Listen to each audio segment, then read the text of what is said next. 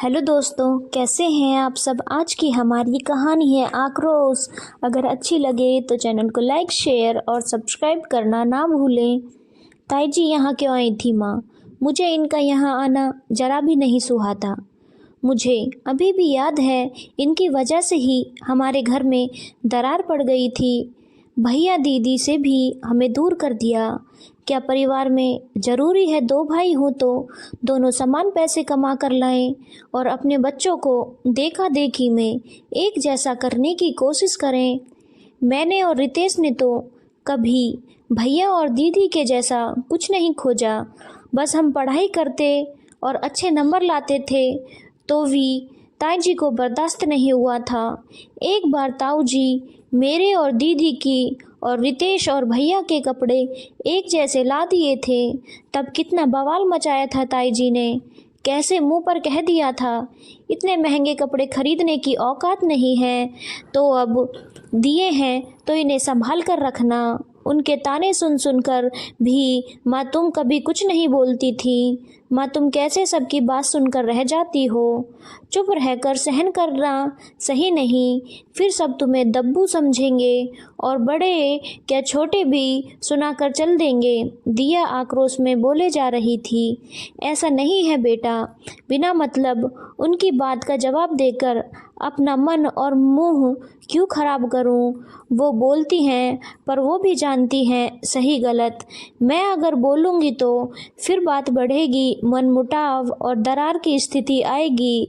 ऐसे में जहाँ चुप रह सकती हूँ रह जाती हूँ। कुछ देर में बात खत्म हो जाती है, रिश्ते पर चढ़ा मनमुटाव का आवरण हट जाता, सब ठीक हो जाता है। ये सीख मेरी माँ ने मुझे दी थी, जो आज भी अपने परिवार में इसी वजह से सम्मान पाती रही हूँ। अब जब तुम्हारे साथ भी ऐसी परिस्थिति आएगी तो मेरी ये सीख हमेशा याद रखना। जहाँ ज़रूरी ना हो व्यर्थ बात बढ़ाकर कोई बात या रिश्ता मत बिगाड़ देना। परिवार, रिश्ते, दोस्ती ये सब बहुत नाजुक होते हैं, जरा सी बात पर चटक जाते हैं। उन्हें अपनी चुप्पी से बचा कर रखना, माँ ने समझाते हुए कहा। पर माँ ताई जी भी कभी सुधरने वाली नहीं लगती। पर क्यों आई थी वो? दिया ने पूछा। बेटा वो तेरे लिए खुशी में मिठाई लेकर आई थी। कह रही थी, वारे रति हमारी दिया ने तो कमाल कर दिया, नीट की परीक्षा उत्तीर्ण कर ली है, अब हमारे घर में भी एक डॉक्टर हो जाएगी। पहली बच्ची होगी हमारे खानदान की जो डॉक्टर बनेगी। बेटा वो आक्रोश में कुछ भी कह जाती हैं, मुझे भी बुरा लगता है, पर सोचती हूँ वो बड़ी हैं, मुँह लगकर उनका मान क्यों कम करूँ, इसीलिए चुप रह जाती हूँ। देख तभी तो खबर मिलते ही बधाई के साथ मिठाई का डिब्बा लेकर आई। हो सके तो एक बार उनके घर जाकर उनसे आशीर्वाद ले लेना।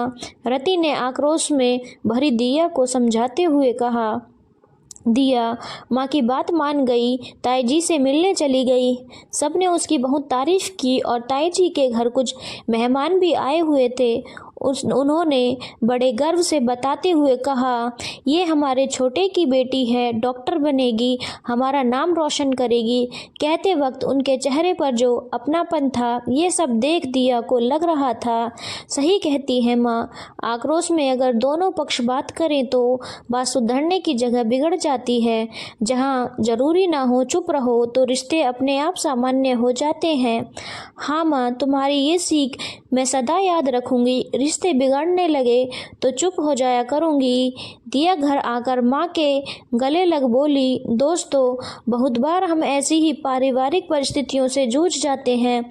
सामने वाला आक्रोश में बोलता जाता है और हम भी उसी लहजे में बोलने लगते हैं। तब बात तिल का ताड़ बन रिश्ते कटु कर देती है। यदि उस वक्त अगर समझदारी से काम लिया जाए तो रिश्ते बिगड़ने से बच सकते हैं। आपकी सोच इस कहानी से भिन्न हो सकती है। ऐसी परिस्थिति में आप क्या करेंगे? प्लीज़ कमेंट बॉक्स में बताएं। और अगर आपको कहानी अच्छी लगी हो तो चैनल को लाइक शेयर और सब्सक्राइब करना ना भूलें।